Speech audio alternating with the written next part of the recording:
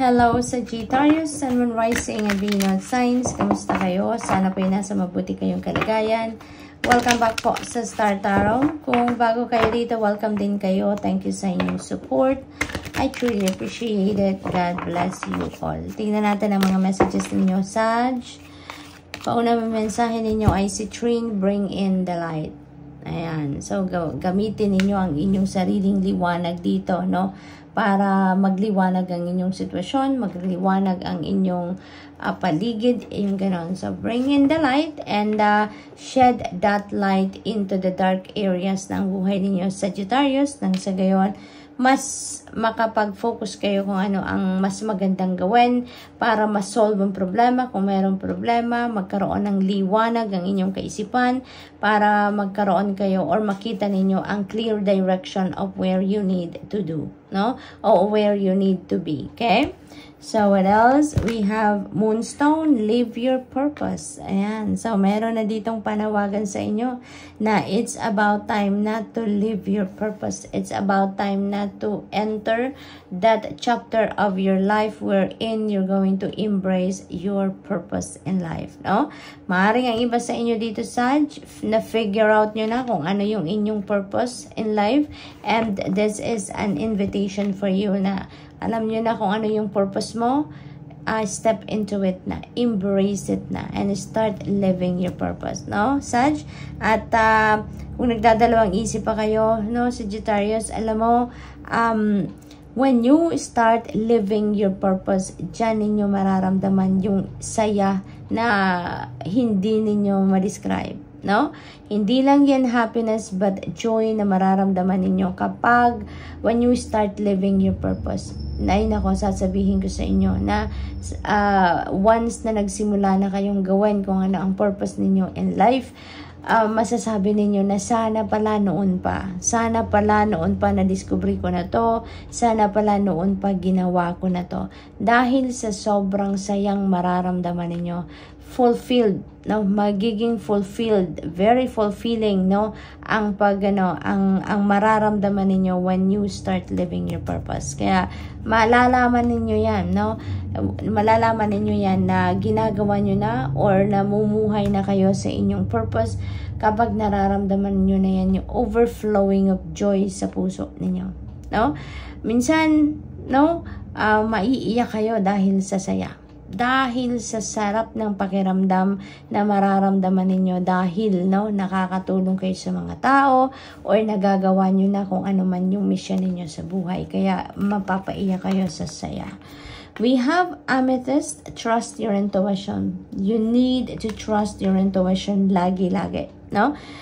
Mas pagtitiwalaan ninyo kung ano ang bulong sa inyo ng iyong intuition rather than the words coming from the mouth of other people around you, no? Dahil ang intuition, walang duda, lagi yan in support sa inyong kabutihan, in support sa kung ano ang best para sa'yo. Yan ang laging sisignal sa inyo kung saan dapat kayo patungo, kung ano dapat ang inyong gagawin, no? Yung ganon. Kaya always trust and follow what your intuition is telling you because that is where or that is what is going to lead you towards the right direction kung saan kayo dapat na pumunta. Okay?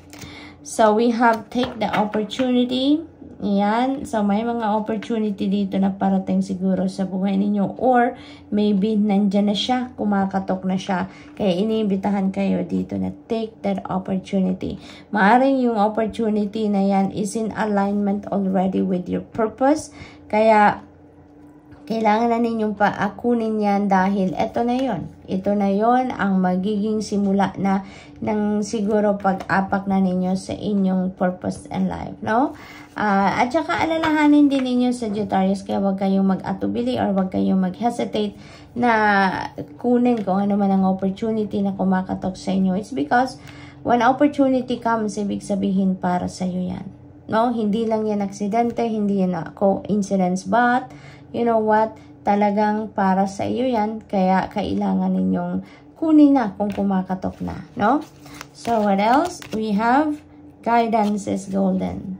Ayan. So, you know what, Sag, ang na-pick up ko dito, it's either may mga divine guidance talagang dumadating sa inyo dito. Kaya nga, tinuturuan kayo dito ng card na to trust your intuition. It's because may mga intuitive messages and nudges na pinapadala sa inyo divine universe dito to help you guide, no? To guide you sa inyong sitwasyon sa ngayon. So, those guidance is golden. Kumbaga, napakahalaga na mga gabay na yan na binibigay sa inyo, no? And that is going to lead you to the direction where you need to be, that could be in alignment with your purpose already, no? Maaari din na yung purpose ninyo in life could be to be a guide. Maaaring to be an earth angel, kumbaga, to be an earth guide, maaaring ganun. Or maybe, you know, this is spirituality, no? Or spiritual career, siguro ito. Maaring spiritual career ang kailangan ninyo ditong yakapin, no? Maaring yan din ang purpose ninyo in life. Yan ang napipick up ko dyan. We have listen. Yan. Trust your intuition and listen. You know what? Napakalakas ng message na to sa inyo, ng messaging na to sa inyo, Sagittarius. You really need to listen and trust and follow what your intuition is telling you dito, Sagittarius, dahil talagang napakahalaga ng mga gabay na dumating sa inyo dito or pinapadala ng divine universe. You know, siguro, Sag, masyado kayong busy, lagi kayong preoccupied, laging gumagana ang isip ninyo dito regarding sa trabaho, regarding sa pamilya, or any other things, no? Kaya siguro hindi ninyo naririnig, no? Ang bulong na ngayong intuition. Kaya, inaanyayahan kayo dito na pakinggan ninyo. And you can do that now by doing meditation. Meditation, mag-prayer mode kayo, mag-reflection mode kayo. Nang sa gayon, matahimik ang inyong isipan. No? Makapag-take a break man lang ang inyong isipan at ang inyong katawan. Okay? Kasi kapag nagpapahinga kayo, of course, ang katawan ninyo magpapahinga din ang isip ninyo, no?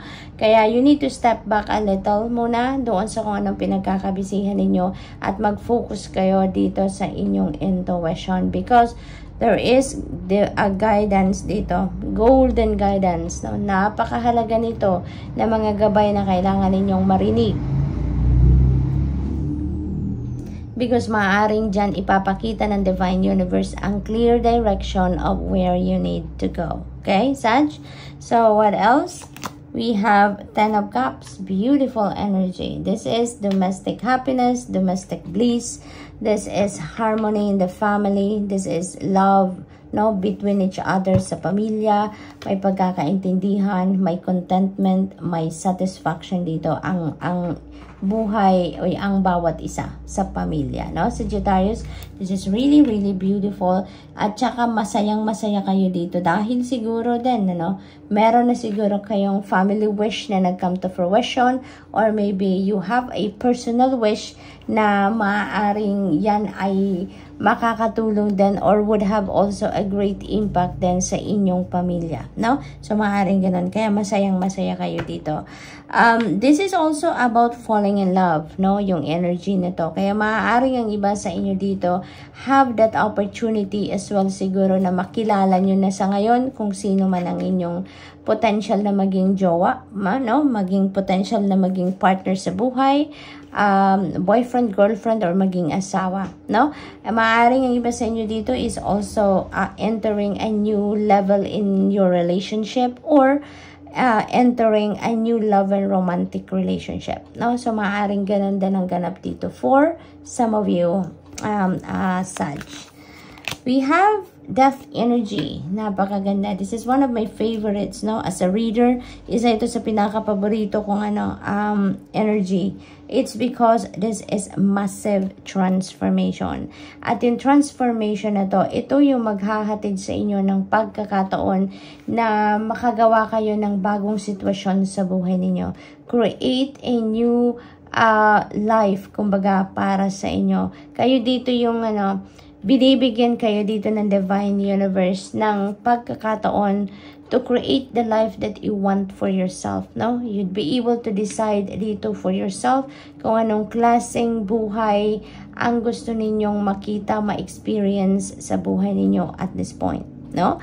There are, din dito, purging, releasing of something or someone na hindi na nagsiserve ng iyong highest good, no? Kaya yung pagbabagong ito ay maaaring sa iba't ibang parte ng buhay ninyo, depende sa inyong sitwasyon. It could be a massive change in your trabaho, in your karera, relationships. It could be in business. It could be in home situation. It could be in anything. It could be in any area of life, Sagittarius. But definitely, this is a positive change na mangyayari sa buhay ninyo, no?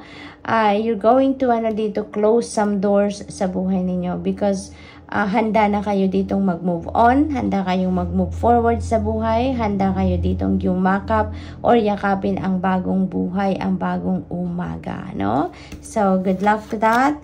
We have Two of Wands. Ayan, there are things dito na pinagpaplanuhan ninyo, no? Maaring yung mga pagbabagong ito, maaring yan ang pinag-uukulan ninyo ng panahon at pansin lately, at maaring may mga decision kayo dito, important decision that you need to make, siguro, no? Maaring sa mga bagay na kailangan ninyong i-let go, no? Maaring yan ang pinag-iisipan din ninyo, maaring yan ang pinagdidesisyonan ninyo, and at the same time, yan siguro ang pinagpaplanuhan ninyo kung ano yung gagawin ninyo, how are you going to do it, how are you going to start a new life, or how are you going to start these changes sa buhay ninyo, siguro ang inyong pinag-iisipan dito, Sagittarius. So, good luck. That's all I have for you for the week. Thank you for watching. Love and light. Namaste.